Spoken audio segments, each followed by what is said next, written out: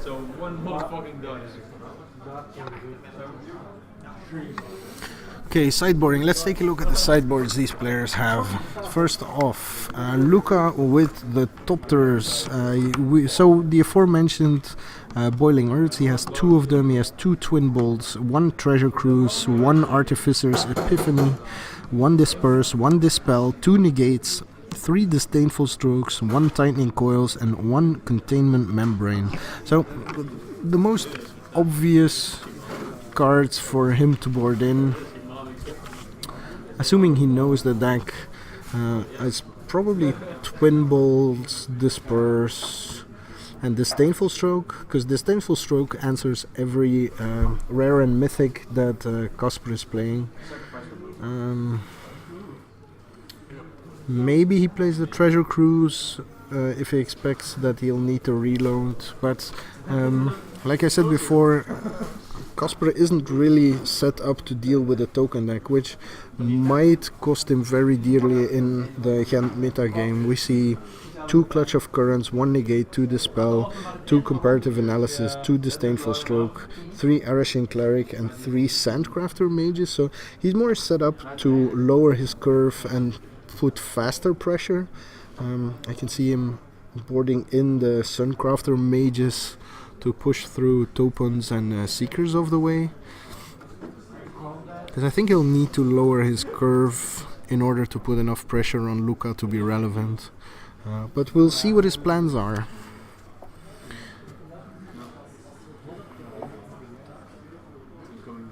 Some extra Royals Retributions or pretty much anything to deal with multiple creatures would be so good here. So that means that Brauns will need to win on his tempo and attack earlier, but I'm afraid that his deck isn't really set up to take tempo that quickly. If we compare that to the deck that Fran Olbrechts was testing, which plays I think 14 1-mana 2/1s with support, and it's a completely different dynamic. So let's just see how this matchup develops. I am back for game 2. So we looked over the sideboard again, confirmed that there isn't much for Brauns to put in his sideboard, while Luca gets a few, but even Luca doesn't really get that many. Not really. He gets the Boiling Earths. Why? If he would want them, but I don't think he wants. I think you just prefer the Twin Bolts. I think he just takes Twin Bolt, because it's Treasure Cruise, and I think he brings in Disdainful Stroke to counter rares. Yeah, fair. But what do you not want against? So Kasper's what deck? do you want out? Like, I think you wanna. Like, this deck is really tight. This is all aggro. He's already playing Twin Bolts. Yeah, I think there's a lot you really want to side out here. I think Fiery Impulse is better than Twin Bolt. Yeah. He has a Disperse that does very little. Probably change Disperse for a Twin Bolt. Probably, or a Disdainful Stroke, depending on what he's scared of here.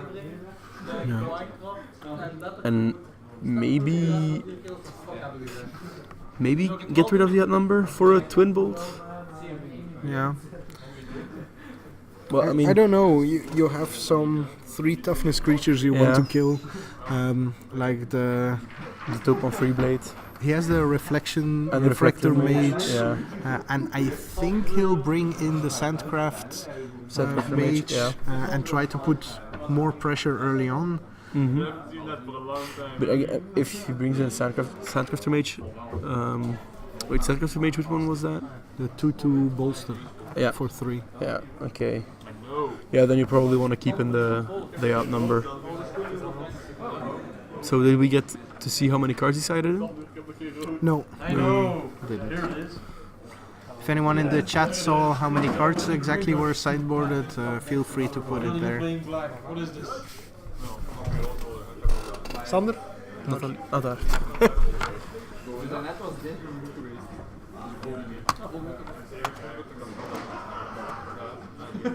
daar.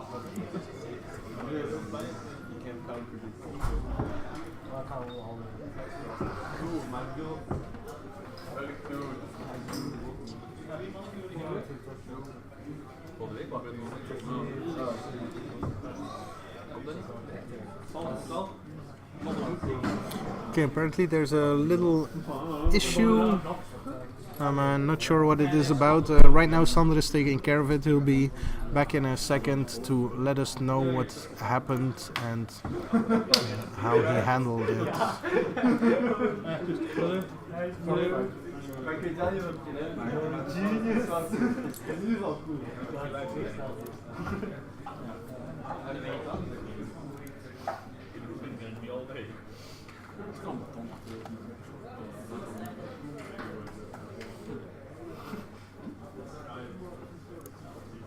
Oké, zijn beurt is over, maar aan ons.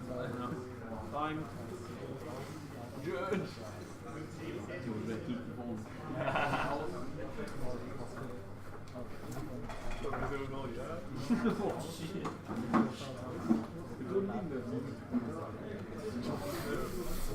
Okay. Okay, Sander's on his way back. Let's hear his explanation of what happened there. It was simple enough. Kasper mulled to 6 and still drew 7 cards. But I remembered that was changed recently in the IPG, so I checked the IPG ruling. And it is now under hidden card error, with the hidden card error fix. Yeah, sort of. So I deviated because he did not look at his hand yet. It was just 7 cards face down on the table. Then they're technically not drawn yet, so they're technically that's not drawn. not even Okay, a deviation. Okay. Yeah, okay. It's in the IPG that hands counted face down on the table are not considered drawn. Okay. So if you guys find these kinds of discussions interesting, we are a level 2 and a level 3 Magic judge. So little stuff like this might also sneak into coverage if that's interesting enough for you guys. Okay, in the meantime, we're off to the races. So Brauns started on 6 cards. Yeah, 6 cards. Luca kept his opening 7, and we have a Seeker of the Way facing off against a Hedron Crawler. Uni-Hedron Crawler. Crawler? So here's another Thopter free blade as well. So a nice opening for Kasper. Yeah, it's like we said, his avenue to win is put pressure early and hard. Yeah, if you don't play any sweepers, I don't think you can win against the Thopter deck if you don't win by putting pressure. Yeah. So his plan at this point is do as much damage as possible early game, and then hope use for Whirler Rogue. Rogues to push through the last little bit, because he also doesn't have any reach, so he has no way of taking down the last couple of life. Well, he does with his 4 rares. The rares are the reachers basically. They're all flyers. They all hit for at least 4. So the rares, in case you're wondering, is a Dragonlord Ojutai, a Wingmate Rock, an Icefall Regent, and a Linvala the Preserver. Like Sander said, all big, sturdy flyers that either come in pairs, have hexproof, or need to have semi-hexproof, like tap the something Icefall, down, or give you if you're behind an Angel and some life. Which I think against the Thopters deck, I don't think Linvala is ever coming down without her Angel. Yeah. Or if she is, you're still winning. So right here we have a third creature for Brauns, and quite essentially 2 mana up. So he's representing quite a few spells here. He could have Negate, Disdainful Stroke, Disperse. And this time he does have the Chief of the Foundry to buff his army. I get an attack for 2. yeah, so Kasper goes down to 18. Yeah, Luca, Lanta comes into play tapped for turn 4. That means he has the mana available now for a Whirler Rogue, and I do think that's the last card in his hand. It looks like one, yeah. Yeah, it looks like one. Certainly blue. So this can turn the game extremely quickly. And that's a nice all recent. Yeah, tapping down the Chief of the Foundry. Yeah, it's the biggest body probably you want to stop, but it's still pumping up the Thopter. No. And the Hedron Crawler, right? All artifact creatures get +1/+1? Yeah, so artifact creatures. So, does Brauns have something to remove stuff from the board? Like the pacifisms, he has, leave them there. He has stasis snares, but that's his only actual removal, together with the Royal's Retribution. But then you have to let it attack. So. Yeah. Yes, disperses help, but that's more the make you attack thinking you have a buffed army and then wiping your army. True. Fuck it, dat blijf ik mijn doos. And Royal's Retribution is also still there. Yep, we have the one off. We already know that Luca really respects that card. Yeah, absolutely. I still think that's the card he was playing around. Yeah, while during Cybering I talked to one of the other players, and it's apparently Luca is very much known for playing very conservatively and not making any rushed plays. Oh, that's interesting. So it's again quite a contrast with some of the players we have here, like who me. will take a lot of risks and just take the chance to go for the win. So another Chief of the Foundry for Luca. Yeah. This could be getting very problematic. Well, at this point, he has a one Gyrophor Grafter in his hand, so that's one other token. But apparently that wasn't a Whirler Rogue? No, it Then was the Chief. Oh yeah, okay, He then has it's a lot less problematic. An Engineer and a Gyrophor Grafter. So two more tokens. If he draws a basic land, he can play both of them and attack with 3/3 flyers. So again, it's looking pretty good for Luca. Yeah, but there's Refractor Mage on the Thopter, so that's one potential 3/3 flyer gone. And still the Icefall Region swinging in for, I think that's 4 or 3? Yeah. 5? So, like we said before, Brauns' plan is to put in early pressure and try to ride that and all the way down to winning the actual game. And it seems to be working pretty good now. Yeah. With the Icefall Regent presenting a reasonably fast clock. Yeah, if he manages to trigger prowess twice somehow, he actually has a very impressive attack in his next turn. Absolutely. And I actually think he'll need it, or Luca is gonna start coming back. Yeah, I think that was another Gearcrafter was the draw. Oh no, it's another Thopter Engineer. A Thopter Engineer on this board is better, so... Yeah.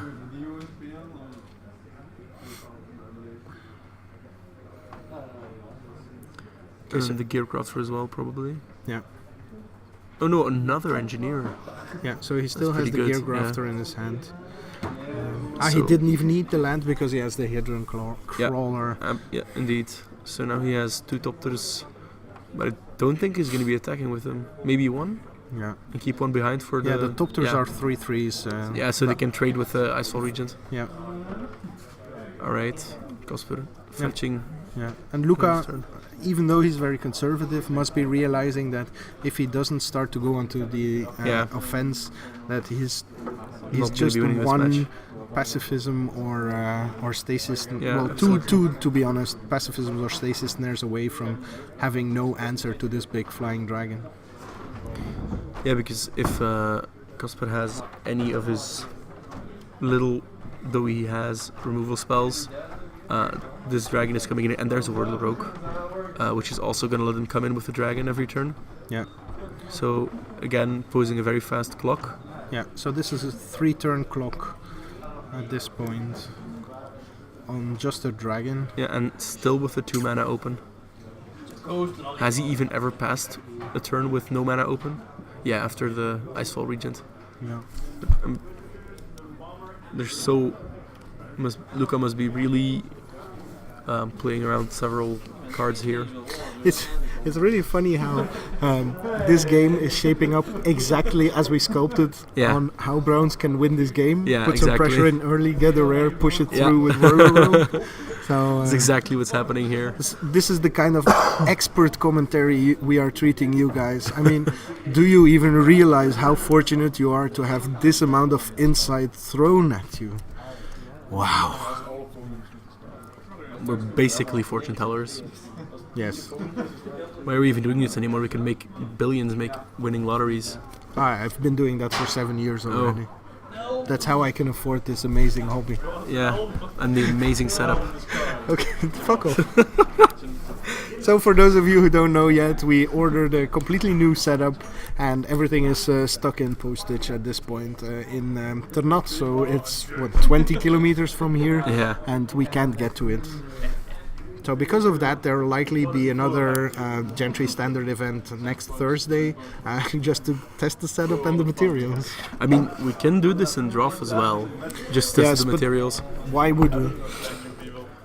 You could use the webcam on a chair, watch someone actually draft, and then watch him play all his rounds.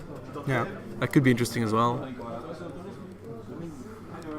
But then you can just watch Modo. Whatever. True. Let's get back to the game. Gear Up or Gearcrafter, bringing another Thopter into play. Yeah. He already attacked with one Thopter. Yes, for 12. So I'm confused. Brauns needs. Yes, this is Luca being a bit too conservative. Actually, no, again. maybe not, because if he had attacked with both the Thopters, any removal spell would have killed his only flyer, and Kasper would have had lethal with his own 2 Thopters. So at this point, he has a lethal Alpha Strike. Brauns? No, Luca. Oh, Luca has a lethal Alpha Strike? No, it's a question. Oh, okay, I don't think so. But if the 2 Thopters get tapped and the dragon, he has 5 ground blockers. So Luca just has the Thopters. If he can sacrifice, if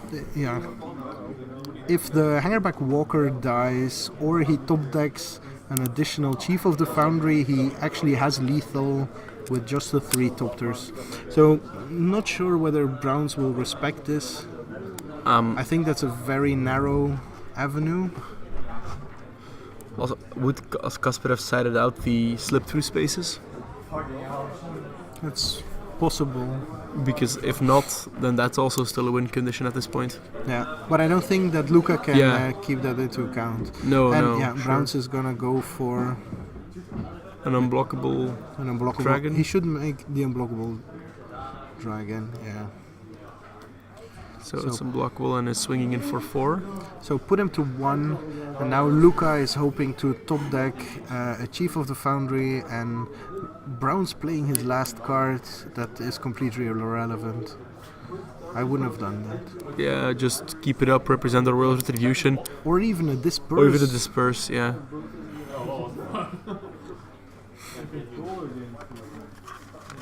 Especially if you know that your opponent is... I mean, these players are friends, so you should know that his opponent is a very conservative player, so you'd be wanting to represent something. And Luca has... Yeah, it's the 3rd Chief of the Foundry. This should be lethal. Did he top deck this? Really? I think he did. Oh my god. You see Brauns nodding. Oh my god. That's a swing for 4. That's the game. It's the game, but do remember that these players had already drawn before. So let's see him to come. So this isn't really relevant. It was just a very interesting match. That it was. The way Kasper was just coming on and on, exactly as we had anticipated, only to still lose this game to the top deck we predicted. Yeah. All right. So we're gonna go back to some filler, and we'll be back for the top 8 with more coverage for you guys.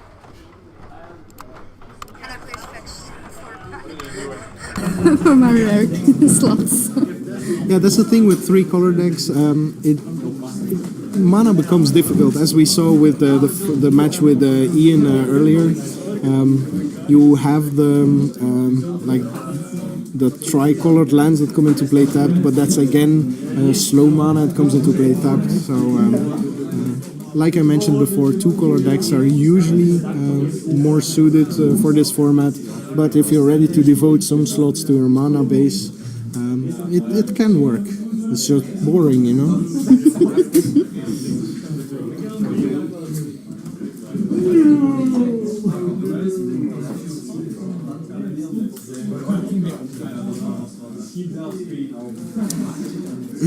Okay, in the meantime, Frederick remains very firmly in control, while Edouard doesn't seem to be able to find anything to fight back, and indeed he scoops them up. So that's 1-0 for Frederick, and this is the guy who was worried about the matchup, so I guess he must be feeling good about that one right now. Okay, let's adjust this. So again, for the people who are new and don't know what's going on, this is League Standard, or Gentry as it will be called soon, hence the name of the stream. It's a budget version of Standard where you're allowed to play a maximum of 15 uncommons and 4 uniquely individual rares and or mythics. So Frederick is 1-0 ahead at this moment, so we're going into game 2. Their standings in the tournament, if that's what you're asking about, Edouard is 3-0 and Frederick Mortier is on 2-0-1. So 2 wins and a draw. So Natalie, can you tell us a little bit more about Lady Planeswalker Society while they're sideboarding? Oh yeah, sure. So next week there's a GP Paris, and we are organizing a workshop where we will be focusing on the standard metagame, and also for newer players who haven't done a GP before, where we can give you some tips on how to prepare for it, some things that you need to be aware of when you're going to such GPs. What else do you want to know? Well, not much actually. This was a very nice description. It made me think about something else. GP Barcelona is also coming up, and we managed to make a deal with the organizer. There's actually going to be a League Standard event at GP Barcelona as well. There was one at GP Brussels before. It was on the smallest side. We had 14 players, but the format has grown and in popularity quite a bit. We see a lot of little modules erupting all over Europe right now. If you're going to GP Barcelona and you're interested in this format, go check it out. It will be a charity event as well, so you're actually helping out some people by playing this awesome format. Okay, so in the meantime, we're still in Mulligan. What we'll see likely is hopefully Frederick has some access to cheap removal to stop this really fast start. Edouard likely will go towards some counter spells. This spell is really good in this matchup. Probably negate as well as he plays it in sideboard. We saw in the previous match also blue-red deck that boarded in disdainful strokes and negates and dispels. Which is really hard for a control deck to win against. You have no idea what you're fighting against when there's 2 untapped mana. That's a really strong position for them.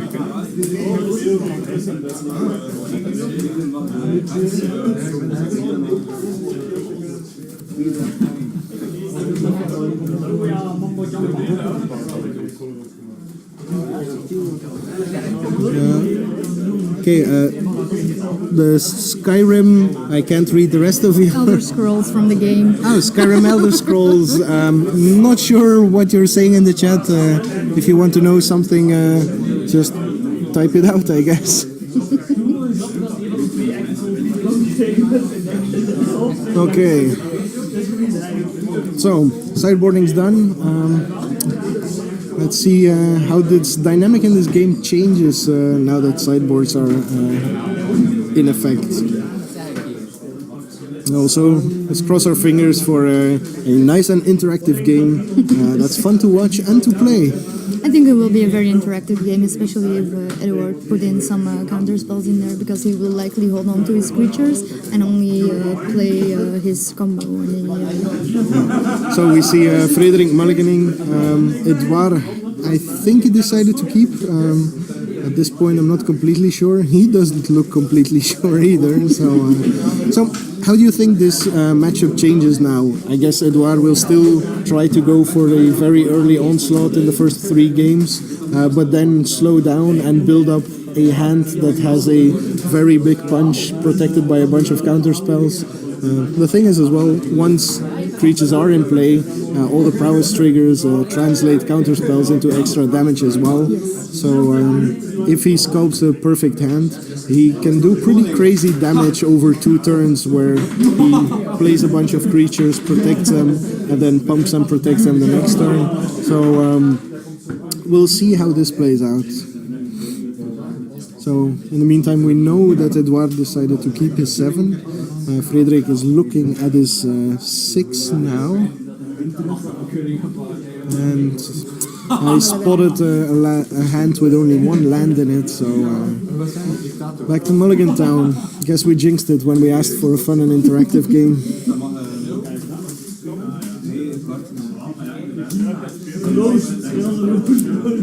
So we have a player asking Skyrim's Elder Scrolls if Frederik's gonna win. So I believe that this will be very interesting to see. I really can't know for sure which one is going to win. I favor the Igor Brauns deck because I'm an all-time favorite for that deck, but I think the matchup post-sideboard is pretty 50-50 in my opinion here in League Standards. So I think we'll just have to watch and see what happens. Yeah, the fact he's going to 5 and he's playing against the 7-hand blue-red prowess deck on the play bodes very badly for him in game 2, of course. But we saw him dispatch a pretty awesome opening start in game 1. So if he gets this kind of kill 3 creatures on turn 3, and here we go, we have the Monastery Swift Spear, the perfect opening for this deck, really. Really is.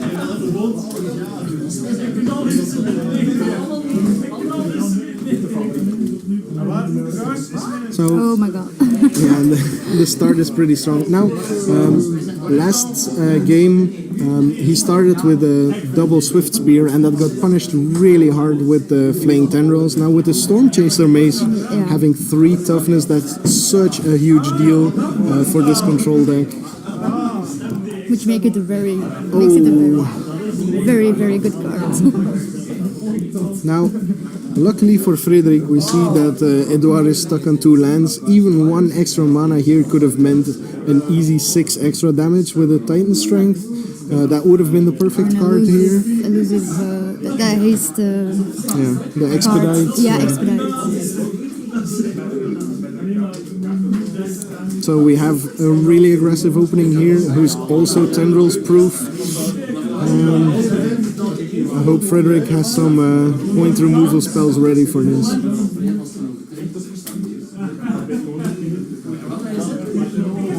The thing is, a lot of these blue...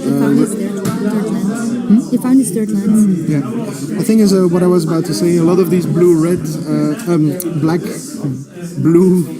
decks rely very heavily on Murderous Cut as a removal. And of course that just comes too late.